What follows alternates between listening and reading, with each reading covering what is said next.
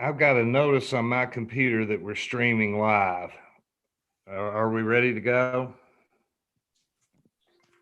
I'm sending the link to Heather. That was her that just called. We're live. All right, very good. My name is Ben Chandler. I'm the chair of the Kentucky State Board of Elections, and I would like to now call the regular April 2021 meeting of the Board of Elections to order. And we'll start with taking the roll.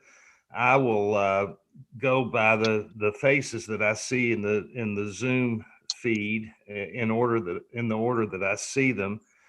I might as well just inform folks that we are not meeting in person this month, again, because of the situation with the coronavirus.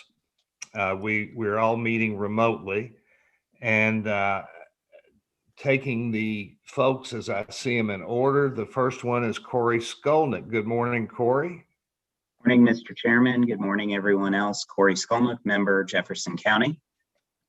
Next is Lynn Lane. Good morning. Lynn. Good morning, Ben. And good morning, all the other board members. I'm Lynn Lane, former Ballard County clerk and a board member. Next, we have Sherry Whitehouse. Greetings to you, Sherry. Good morning, everyone. What a wonderful day we have. We got a lot of sun coming, a lot of bad weather coming tonight. So it's a typical Kentucky day. Member, Bullitt County. Excellent. Next in line, I see Deanna Brangers. Deanna, hello to you. Good morning. Deanna Brangers, member from Jefferson County. Wonderful. James Lewis, sir, you're next in line. Thank you, Mr. Chandler. Good morning, all. James Lewis, retired county clerk, Leslie County. All righty. And of the members that I see, last and not least attending today is one Mr. Jerry Johnson. Hello, Jerry. Good morning. Jerry Johnson, member from Franklin County. Excellent. Well, we have a quorum today. And I would also mention that we have a number of We have, first of all, our usual guest, and that's the president of the Kentucky County Clerks Association, Chris Cockrell. Chris, good morning to you. Good morning, everyone. Glad to be here. And we have several staff members. We've got our executive director, Jared Deering, our assistant director, Karen Sellers. We've got Sheila Walker, Rachel Pointer, Taylor Brown, and I believe that covers the waterfront of the folks that I can see on the meeting at the moment. And we think maybe we'll be joined by our Secretary of State momentarily. Mr. Chairman, yes. Secretary Adams just texted me and said that he's having some connectivity issues right now, but that he will be joining us as soon as that can be rectified. All right, that'll be fine. We'll look forward to having him join in at his convenience. Next would be to read and approve the minutes of last month's meeting, the March 16th, 2021 meeting. And I'm sure you all would rather I not read them in their entirety. So I will accept a motion from anybody if you all are satisfied with the minutes. So moved. Second. That's a motion from Member Johnson, a second from Member Brangers. All in favor, please say aye. Aye. Very good. Minutes are approved. Next point on our agenda is Ms. Pointer, Rachel Pointer, who is our financial guru. Rachel, why don't you tell us what's happening? So, not much to report. We're pretty consistent this month, but on page 4, there will be 2 transactions in our overhead spending that will create those final numbers to be a little higher than usual. We paid our last year of our 10X contract, and in object class 230, that hit. That is the state match. We paid the remainder of that from our federal grants. We're working on establishing what will come after this year. The 10X contract will end in May of 2022. So we're going to start the process to figure out what we'll establish after that contract ends. So that state match transaction was higher than normal in this section. We also used some invoices from the primary and general elections from Bluegrass Mailing. One of those was the letters that the SOS sent out. And we also had some ballots and different printing from that we can apply towards state match for our CARES Act grant. So we use general funds for those as well. So $125,000 this month in general fund category, but it is mainly because of those two transactions. Everything else seemed to be pretty consistent with what we were expecting. We do have a statement. Not much has changed in pages 5, 6, 7, and 8. Those are all of our grant statements. Again, you can see on page 6, the 10X transaction. We paid $330,980 for that 4th year of the contract. The other charges were mainly just contractor IT charges and maintenance.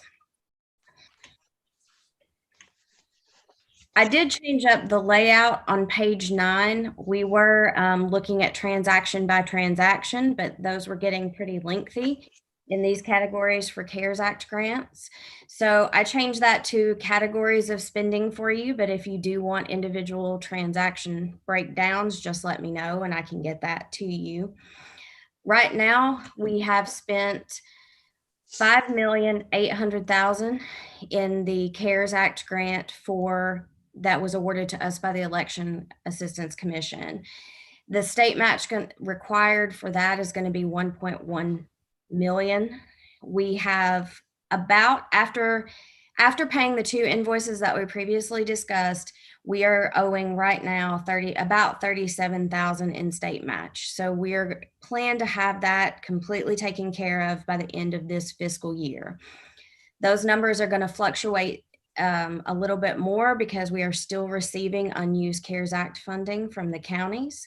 We're trying to wrap that up. I've already been in communication with the Election Assistance Commission. They completely understand what's going on. So once we can get all of that taken care of, finalize some things with the remaining counties, then we will be ready to start the process of closing that grant. Very good. I see that Secretary Adams has signed on. Mr. Secretary, nice to see you as always. Morning, everybody. Morning. Okay, Rachel. All right. Page 10 is another, I changed the layout just a little bit about that one as well. That's the remaining, those are split up by categories of spending as well. We have, this is our coronavirus relief fund that was from the Department of Treasury. We have about 1.2 million left on that. We are looking at options for data storage at this point with COT. So some of that may be spent in going forward with a plan of action there. Otherwise, we will have very minimal expenditures for that. Page 11 is a summary of all of our grants and interest statements. And pages 12 through 14 are all the individual interest-bearing accounts for which we receive interest. And that's pretty much it. No major changes this month. All right. Thank you for that, Rachel. Does anybody on the board have any questions about Rachel's presentation and about the financial documents at all? I've got a quick question, Mr. Chairman. Yes, Mr. Secretary. Hi, Rachel. Hi. Do you, and if I missed this at the beginning of your report, I apologize. Do you know how much money is left specifically of the, I think it was $6.4 million that we requested last year, specifically for county level election funding, upgrades of voting machines? Do you know how much of that amount of money is left specifically? I do not, but I can get you an answer to that and send it to you. I do not know right off the top. I don't have a specific figure off the top of my head. Thanks. I'm getting a lot of questions about that. Good questions. I'm glad to get them. With this bill having passed with the provision about moving toward paper ballots, I'm getting some local officials calling and asking about that process and how much money is available. And I'm comfortable telling them that there's money available. I just don't know specifically where we're at, how much of it we spent already and how much is left. So we need to verify that. Absolutely. That's all I had.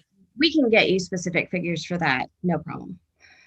Thank you. Chairman, if I might too, Mr. Secretary, I might have a little bit more information on that. I believe I sent an email to the board, including yourself, over the weekend or yesterday, and then I'll want to be able to update the board during my report specific to the money that you're referencing. I think it's the amount remaining right now is close to $6 million roughly, but Rachel can get an exact figure on that. But I did want to bring it to the board's attention and kind of go over a 4-year plan for that. But if that helps kind of lay the groundwork for that discussion later. Okay, thanks. All right. Anybody else have any questions of Rachel? Hearing none, we will move on to the next agenda item, and that is a review and hopefully approval of the Secretary of State and State Board of Election forms for candidacy. Jared, you want to explain this to us, please, sir? So I will actually ask to pass over to the Secretary of State's office and Secretary Adams. So just for clarification and context, the State Board of Elections maintains numerous forms throughout the Commonwealth specific to elections related tasks. Several of those are candidacy forms. However, those are the purview of the Secretary of State's office since candidates file with him. So I'll let the Secretary kind of brief the board on the request that he's making for these changes. Very good. Secretary Adams. Thank you. So my first week in office last year was also the last week of filing for candidates for the 2020 elections, kind of a perfect storm. And we had this problem over and over again where candidates were printing out their qualification forms to run in the 2020 primary elections. And because of their browser and the type of paper they used, basically what happened is the notarization line was cut off and they were coming into our office to file for the ballot, missing a signature line. And then they had to go drive back to Hazard or Erlanger or wherever and redo all their forms. It was a big problem. So we spotted that, and one of the changes we've made here is a formatting change to make sure that all regularly used web browsers will print onto an 8.5 by 11 piece of paper in a formatted way where all the signatures, all the content will appear on the page, because people were printing 2 pages or maybe not realizing they had to print 2 pages and it was a mess. So that's the most important change here, is just that. Shouldn't be controversial. It should work with all browsers. On the form for judicial independent candidates, we added a mailing address line, if different from a permanent address line, to conform to the same wording we have on the forms for partisan candidates. There were some other technical changes. We created a file stamp box. Unfortunately, there really wasn't one previously, and people would stamp, including me, would stamp on the form, and then it would block out other wording. You couldn't see what was under it necessarily. So now there's a clear spot, the file stamp, with either the clerk or my office, so we don't get on the words. Let's see what else. We have fillable forms, online fillable forms, which is easier than trying to decipher the handwriting. So that's a positive. And then this is a little technical, but because the county clerk is the custodian of record for the local offices, I'm not, my office is not. There's no reason they need to send stuff to us. And so we have a clarification there as to who the proper filing official is. It was a little confusing. We had some people filing for local office coming to us and vice versa. So now we have a little more clarity on who the filing official is for each respective office. But these are all very technical changes. We've worked with the board, our office, obviously, and I think they should be in good order. Very good. Does anybody have any questions of the secretary about these forms?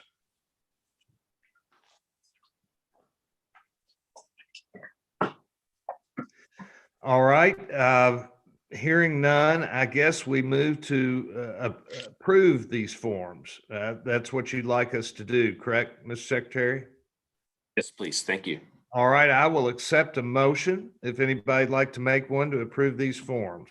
I'll make that Motion to motion, approve. Chair. I hear a motion by Lynn Lane, and I believe I've got a second by James Lewis. Correct.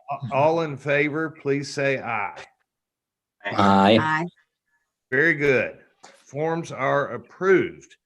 We will now move on to the review of voter registration data regulations. Jared, would you like to let us in on what you got here? Yes, Mr. Chairman, thank you. So about if the board will recall, about a year ago or so, the board gave the staff the ability to approve voter registration data requests in the other category. So for context, there are 3 categories of requests. One is from the parties, the other is from candidates, and then the third is an other classification. That other classification kind of loops in everything from requests from researchers at universities to third-party organizations that are advocating for something on the ballot. However, there is a clause that says that none of this data is for commercial use. So I'm going to ask Taylor to kind of go through briefly some of the changes that we're going to ask the board's approval for. These will be both policy and regulation changes. So that means by policy, we'll be able to change some of the forms, and we'll be bringing those forms back to you for approval. But we also want to create some standards of how people request the other category and put some things down on paper. The request for approval for the reg change will have to go through LRC. There's a public comment period for those as well. So if there's any concerns publicly, people will be able to make those at the appropriate time. However, what I would like to do is ask the board's approval today for these changes. And part of the reason I would like to do that is because it will give the staff some clarity on paper. It won't necessarily mean that we have to make decisions based on intuition. It'll be more categorized into how we can and cannot release this data. And then for the details, I'm going to bring Taylor in and ask you to kind of make a note of the changes we're adding to the regs. So Jared, you are basically suggesting that we promulgate a new reg. Is that right? It wouldn't be a new reg. It would be changing regs that currently exist. Well, we've got to go yes. through the promulgation process, though. And Yes, sir. Okay. And what you want us to do today is to approve language for the new reg? Yes, and then those regs will be reg. Yes, it'll be so there'll be changes and additions to the regs as they currently are, and then we will submit those to the LRC for the regulation process for approval. And I'll let Taylor kind of give it a little more detail on what that process looks like. All right, Taylor, let's hear from you. Thank you, Mr. Chairman. And I apologize if you all hear that 100-pound dog upstairs barking. I don't know. He must see a squirrel or something outside. So I apologize for that. Good morning, everybody. That's life in the Zoom age. So to be technical about it, it's an amendment to one of our existing regs. It's 31 KAR 3:010. And if you look on page 31 in your board book, you'll see where the amendments to that start. And they're not huge amendments. They're more amendments to kind of give the board more control over where this voter data goes, to kind of tighten the reins so the data is not just out in the ether. So line 3, you'll see that the word publication is added, and that is to replace what you'll see in line 15 is struck out. So I think, and Jared can correct me if I'm off base here, but I think one of the concerns we're worried about is groups that will request from us this voter data and then turn around and put it in a publication. And then we don't know where that goes. You know, it can end up to whoever they sell it to. So we'd like to have the control to say that this is who the data is going to be released to. And if you are going to put it into some other publication, then that's something that we're not going to allow for. And that's also put there in sub 2 in line 7. I added publication again and made it a little bit clearer in line 4, where it previously it said for a profit, just made it explicit to say the transfer or sale of a voter registration list. And so, yeah, 15, 16, 17, what was sub 3, had allowed for this resale of our data. So the proposal is to get rid of that. And then section 5 is Taylor, if I could Sure. interrupt just real briefly, just to give some context to what Taylor's talking about there. So we have right now, in the past, we've had several incidents where individuals have reported that our election data is on the dark web for sale, and the individuals have said that they have breached our system. That was untrue. And then when the data was actually pulled down and when individuals, including DHS, were able to look at that information, what we found was that the data was legally proffered by individuals. And the 2 times it was reported, they were both walk lists. So they were lists of voter information that candidates were using for their walk files for being able to knock on doors. There was no PII that was involved in that. It was just more names associated with it. So, but in wanting to secure this data a little bit better, what we would like to do is begin to ensure that everyone who requests this data, that we can ensure that they are treating it appropriately and securely and correctly. And part of that is there are third-party organizations that are purchasing the elections data from the State Board of Elections and then turning around and reselling that data to other groups and individuals. What we would like to do is be able to stop that process to the best of our ability. Obviously, we don't really have any penalty phases or clauses in this, but it would give us the ability to stipulate that any person purchasing this data has to come to the State Board for that you can't transfer this data or sell the data to a third party, that you would have to come back to us for approval. This would not affect candidates or parties, but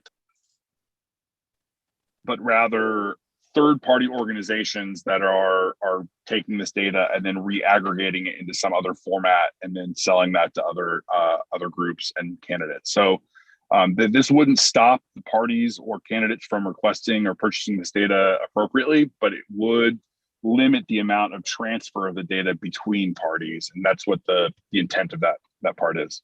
Taylor? Thanks, Jared. And to skip 5 real quick, and section 7 is just saying that the form that voter data is requested on is the SBE 84. And we would add an affirmation to that says the requester will not share the data with anybody else. So that's tying back into that as well. So the other section that's amended is a new section. It's at the bottom of page 31, beginning line 18, section 5. And again, to protect the state's voter data, this is to address requesters who may be overseas. As Jared said, sometimes we get academics that request, and sometimes they're from foreign universities. And I think the environment, climate, this day and age, we'd like to limit stuff from going overseas if we could, and that's what this attempts to do. And basically, you can read for yourself there at the top of page 32, but it would prohibit any requests from people that we know are requesting from outside of the United States, or that we could reasonably expect would be sharing with someone from outside the United States. So that's it. As Jared was saying, this this would have to go through just the regular reg process, even though it's not a brand new reg, it's an amendment to an existing regulation, but we still would have the comment period and all that stuff that an ordinary regulation would have. But at this point, yeah, this is just the language I came up with. And like I said, there would also be the language in the SBE 84 form to attest that the requester is not sharing the data with another individual or organization. And I'm happy to take any questions. Any questions from members of the board? Could I ask a question? Yes, absolutely. Go ahead. Jared, Chris. is this the data that is during the election? I know this went back through the emergency reg, and my understanding was that that part of that regulation would be done away with. The concern for the clerk is how much.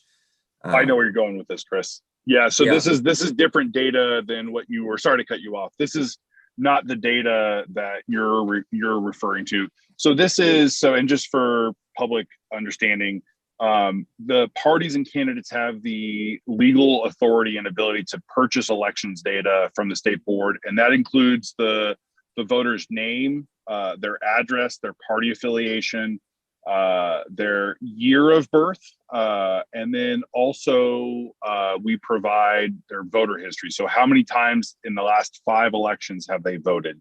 Did they vote? Did they not vote? So this is the normal elections data that the state board has always sold as part of the statute that requires us to sell to candidates, to parties. And then, like I said, there's this other classification. But I think you're referring to data specific to the request of absentee requests, and that went away with the emergency regs sunset. Good. That is exactly what I was wondering. Thank you, Jared. Any other questions?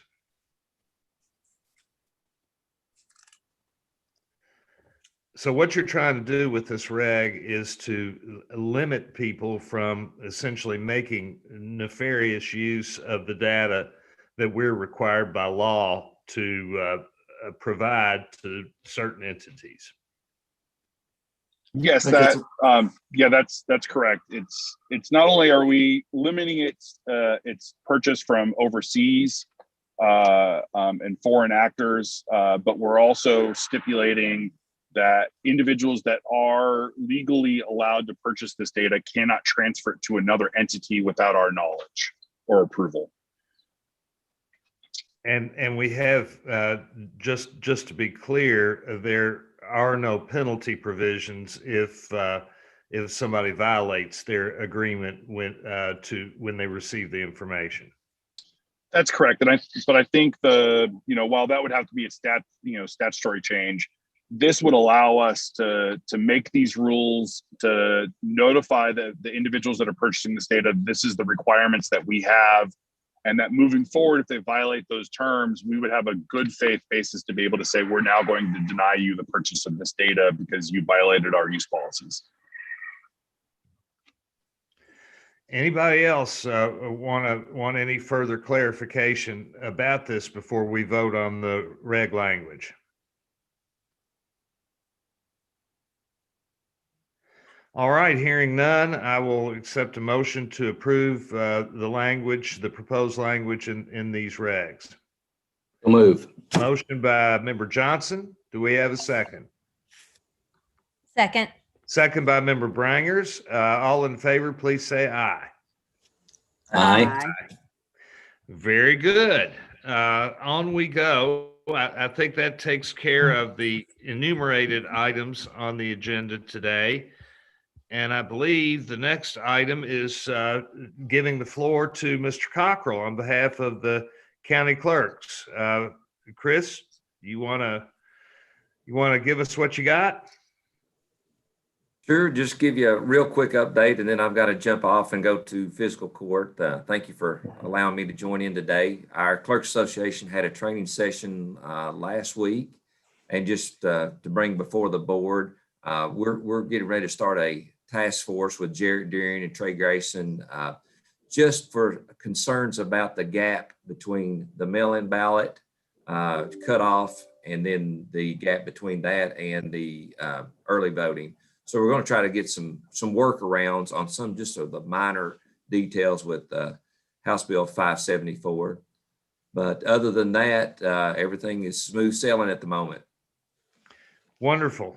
Glad you guys are making sure that you've got all that new language down and that it's actually operational. Anybody have any questions of Chris? All righty, we will move on. Mr. Secretary, you're up. Thank you. I'll be very brief. Thank you, Chris.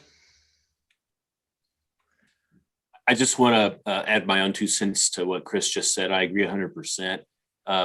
We just, in this bill, have achieved the greatest reform of our election process since 1891. There's a lot of good stuff in here. Now it's time to implement it. And we felt that we needed to move quickly in this session and provide adequate notice to our county governments so they can make decisions going into next year with respect to purchasing equipment and so forth. But that isn't to say that as we look into this bill in very technical things like particular deadlines and so forth, that we could make some improvements in the next legislative session in advance of our next election in May of 2022. And so I just want to encourage all of you members, staff, anyone that you're talking to who's a stakeholder, if you see anything in here that you think we might need to tweak, please let the whole group know. I don't expect another major election bill next session, but I do expect an election bill. And in fact, when Leader Thayer in the Senate supported this bill on the floor, he specifically said he wanted the Senate to conduct some oversight about some of the provisions of the bill, not because they're problematic, but just questions of implementation. And one big question that actually came up on KET last night, I was on there with Representative Decker, among others, the sponsor of House Bill 574. And she was asked about the cost. And she was quite frank in saying, well, we don't really fully know yet. We're still sorting that out. So there are technical issues, there are funding issues, no big issues that will cause any major problems. But there are some things that we can spot ahead of time as we potentially develop another bill in the next session, just minor cleanup stuff, which we do every so often anyway. So I just ask everyone to keep their eyes peeled for those sorts of things. That's all I have. Thank you. Thank you very much, Mr. Secretary. Anybody want to ask a question of the Secretary? I'd like to, please. Yes, Member Johnson. Mr. Secretary, just real briefly, and it references back to a form, but it's really more specific to the change in the law, was on withdrawal of a candidate. If I understood correctly, you now can have a no cause withdrawal. Am I previously it had to be because of illness or whatever the case may be. Am I understanding that correctly now, that at some point you can just say, I'm not going to be able to serve and withdraw? And is that correct? Well, yes and no, that is correct. That's always been the case. The candidate could withdraw. But this change in this bill now allows the party of that candidate to make a substitution. It used to be that the party could only make a substitution upon death, disqualification, or disability. And unfortunately, both parties have been stung by that. They've had candidates have to drop out for other reasons or withdraw for other reasons. And then that's both bad for that party of that candidate to be kind of stuck. It's also bad for the voters to not get to have a choice. So that was a technical change that was in the bill for that reason. This empowers both the parties to be able to substitute a candidate in if someone withdraws for a reason other than death, disqualification, or disability. Okay, so I would assume then that the form that was just updated that references 118, KRS 118, is that's where that change occurred, was within that same statute. Yeah, I think so. There's one statute that has the whole panorama of different provisions for substitution. Okay, thank you. Thank you. Very good. Any other questions? That was an excellent question, Member Johnson. I don't think I was aware of that change, and that's sounds like fairly significant change. Anybody else? All righty. Thank you, Mr. Secretary. Let's go now to our Executive Director, Jared Deering. What you got, Jared? So wanted to kind of fill in on a couple of things, including something that was just referenced by the Secretary and Clerk Cockrell. So part of 574 is that the State Board of Elections will promulgate regulations associated with the changes made in the law.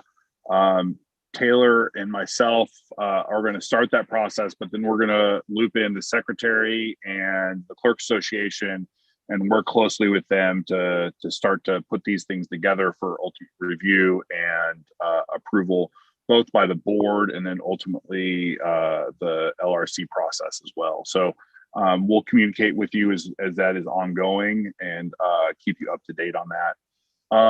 There are a couple of things that are going to be timely because of the changes, including one of the aspects of 574 that we specifically as a board asked for was the ability to charge our vendors the costs associated with certification of election equipment. So previous to now, we could only charge the vendors $500 per certification, which far below was very much decreased to what it actually cost us for that process, and it limited our ability to make that process a little more intensive and a little more up to date to kind of what national best practices are for that now. What I would like to do in kind of starting that process is as that law comes into implementation in July, I'd like the ability to be able to overhaul our certification process prior to that.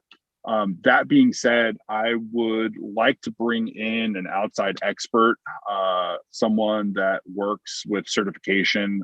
There are a couple of individuals I'm thinking about, but I'd like the approval of the board to be able to start that process. And then obviously before we hire anyone, I'll bring it back to the board for their approval.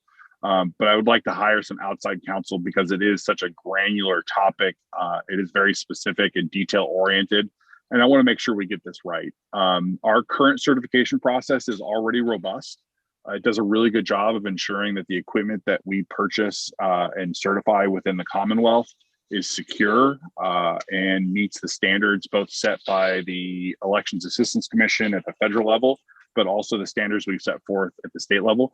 But we can always review that to ensure that we're doing a little bit better and that we can add more security layers to that process. So that being said, I just want to inform the board that I'm going to start looking for some outside support in that and then ultimately bring it back to the board for a vote.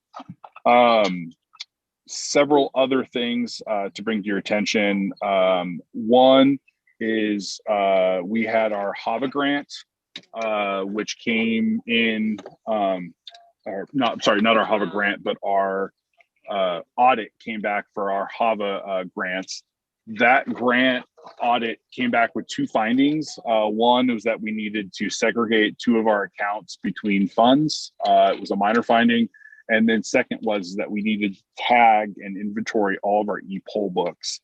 So we're going to be working with the Clerks Association over the next couple of months to make sure that all of those are appropriately inventoried in the system. We track them currently now, which is why it will be easy for us to just add these tags after the fact. So that's the second thing. And then the third thing is I wanted to bring to your attention, this is what I had briefly referenced to the Secretary earlier. I have sent the board a executive summary of funding allocation for our security HAVA grant. I'm not going to ask for a vote today. What I'd like to do is provide you this executive summary, allow you to review it, take a look at it, and in the next month be able to come back and approve it so that way we can start to allocate these funds to the counties for election equipment. But in summary, what I am going to be recommending is that we have roughly $6 million of HAVA security grant money left over. One of the aspects that the security grant has always funded is the voter registration system. So about 6 years ago, we moved off of a mainframe system that was primarily maintained by COT, and we moved to a large enterprise level database system that is housed on servers. We store those servers at a secure location at COT in their facility. However, the upkeep and cost associated with both licensing for our software, the hardware needed, as well as the staffing associated with upkeeping and securing the voter registration system costs the State Board of Elections about $1 million a year. That $1 million a year has, for the past 5 years, come out of HAVA security grant dollars. It was never allocated by the state, and we don't use general funds dollars for that. Now, the problem with that is that the federal security dollars are, at best, ad hoc. They come in random years. They're not a regular funding source, and they are finite. And when that funding source is out, we have nothing to replace that with. My recommendation to the board that I'll be asking for a vote for next month is that we use, of that $6 million, we use $4 million of that as a runway for the next 4 years to maintain and secure our voter registration system. And that the other $2 million we would allocate to the counties to be able to continue their endeavor of updating new election equipment. There are also several other funding sources that we're going to try to tap into for election equipment costs associated with the counties, and we hope to be able to get that kind of finalized in the next couple of months. But that $2 million I would recommend going to the counties, and the other $4 million we need to keep as a runway for the stability of the voter registration system. The only other part of that is that as we transition off of that 4-year runway, we're going to need the state legislatures to step up and secure that $1 million of budgetary item in our general fund moving forward. We cannot continue to rely on unsecure funding that is, not regular and is like I said, finite. So I'm going to be asking the board and the secretary for your support in lobbying the legislature over the next 4 years to transition us off of those federal grant dollars and onto a general fund that is more regular and more secure. Does anybody have any questions right now about this proposal? Member Skolnick. Thank you for the proposal, Jared. I appreciate it. I guess one question I'm wondering as I think about it is you have $2 million of the $6 million allocated for voting equipment, but also mentioned that there may be other funding resources available. Do you have an estimate for what the total amount needed for county voting equipment could be? Yes, the amount that we're estimating right now. So let me give you two numbers and I'll explain the two differences. Right now, my estimation, if we were to replace all of the election equipment that we needed that still needs to be updated, would probably cost us in the neighborhood of $25 million to $30 million. However, because of changes made to 574, one of the things that we asked for was the ability for counties to consolidate some of their precincts. And what I mean by that is not that we will be doing away with precincts, but think about a location in Jefferson County or Warren or any county for that matter, that is a high school gym that has 5 precincts in it already, right? That is where voters have been voting at that location for years, if not decades now. Those 5 locations, those one location with 5 precincts in it, before 574, every precinct had to have 4 poll workers. Those poll workers could not check in voters from any other precinct, and each individual precinct had to have election equipment specific to that precinct.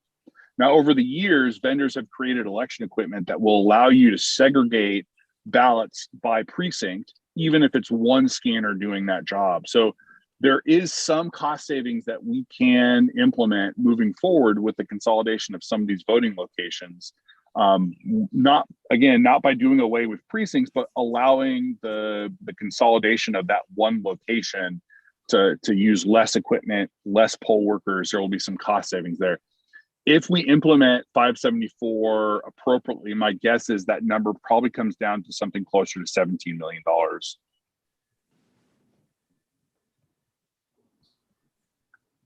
That raises a question for me. Yes, Member Johnson. So I wonder, I mean, in a normal legislative cycle, to consider going in and asking for 17 million or $25 million is going to be pretty tough for voting equipment, to say the least. But considering that there are hundreds of millions of dollars in federal money coming into the state that's now being allocated for infrastructure types of issues, you know, water, sewer, broadband, other kinds of issues. This is just a question to the Secretary and to Jared.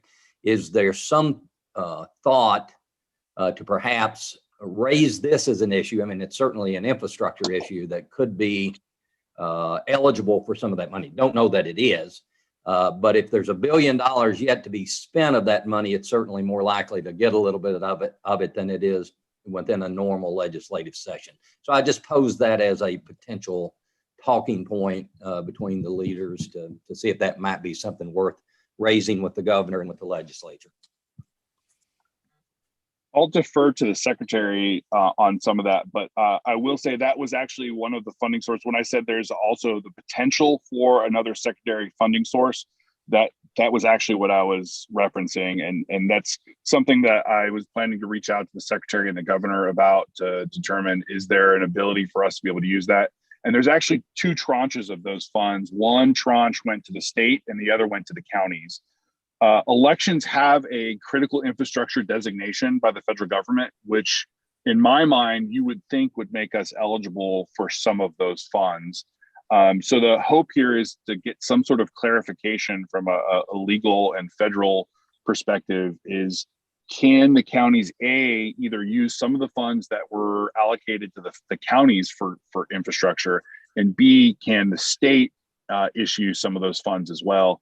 I will also say that the state has not spent money on election equipment in over 30 years. The last round of election equipment replacement took place because of the original $1 grant that came through.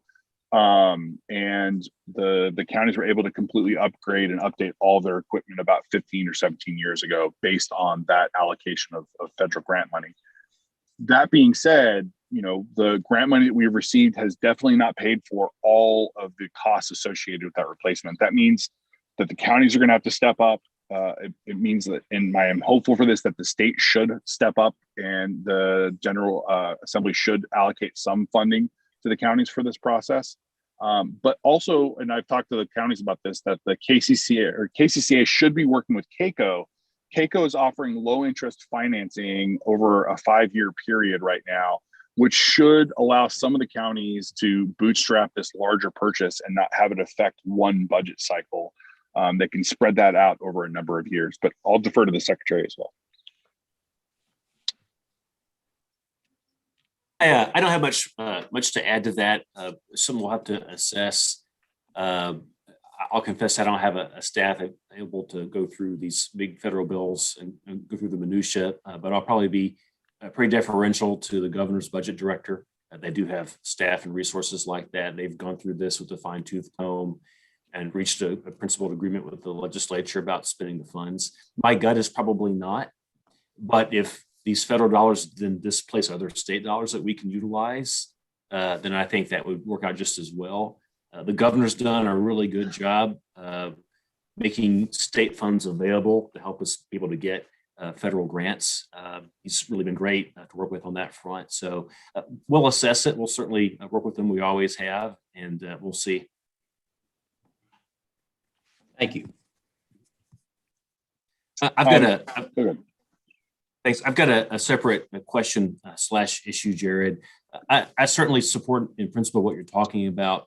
The question I have though is exactly how we do it. And this kind of gets back to my question to Rachel. I want to read you something real quickly. I sent to the EAC in April of last year. This was This was the business day after the governor and I came up with and announced our plan for the primary.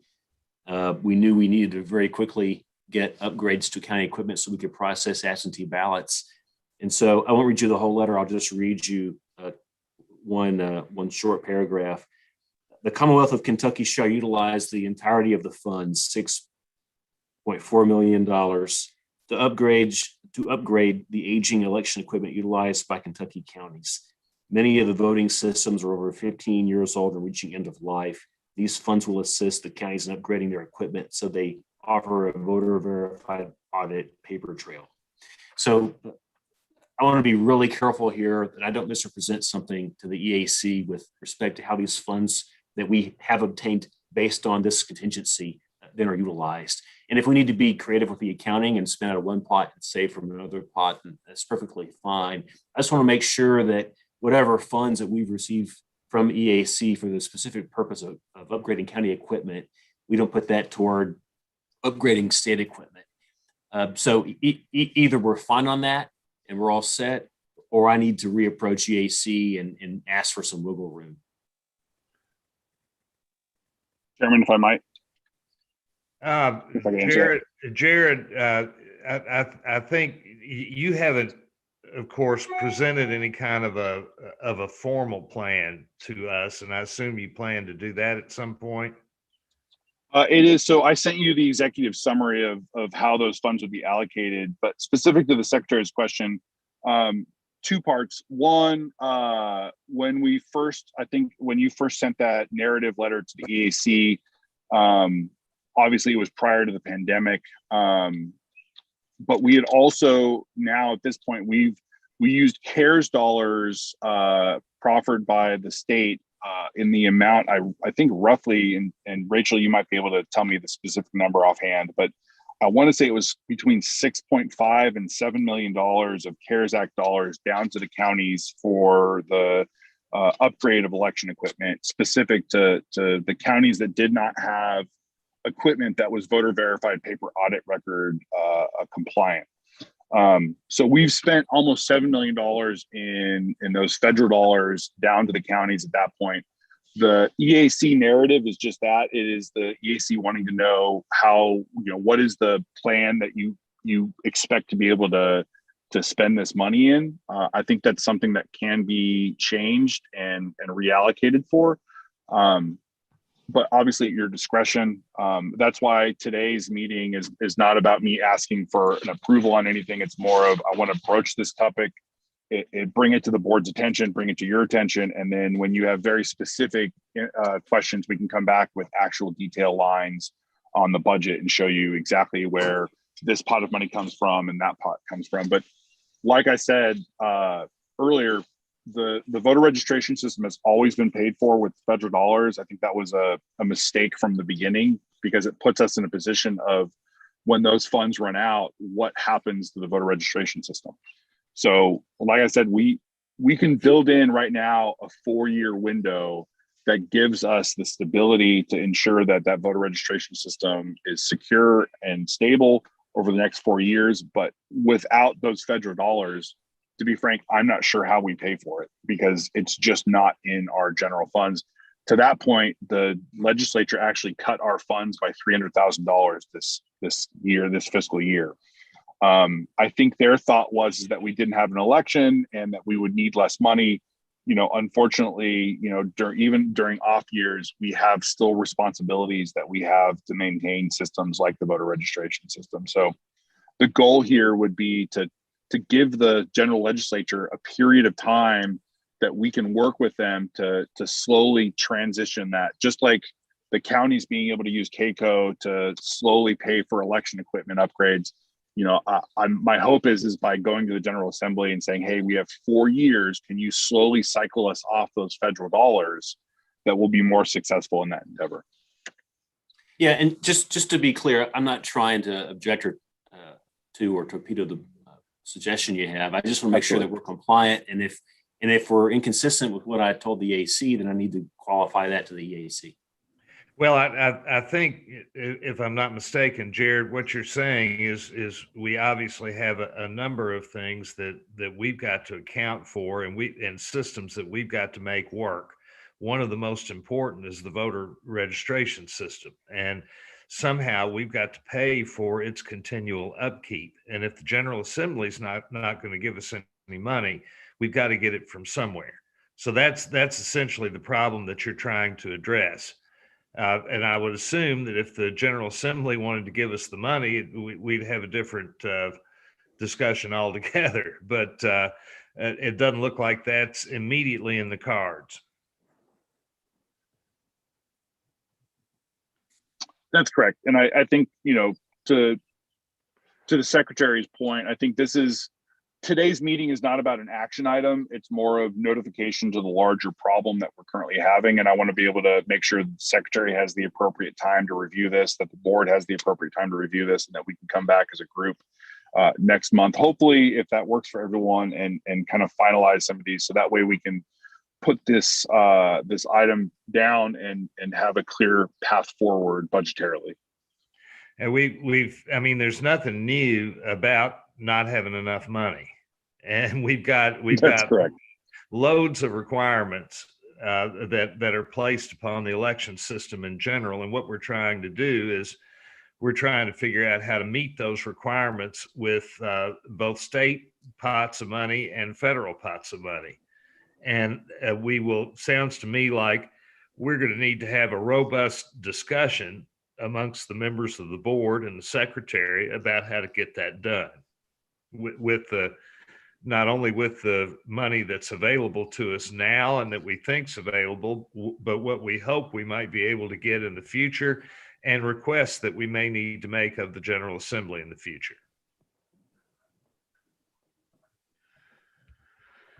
All right. Anybody else have any other questions about that subject today?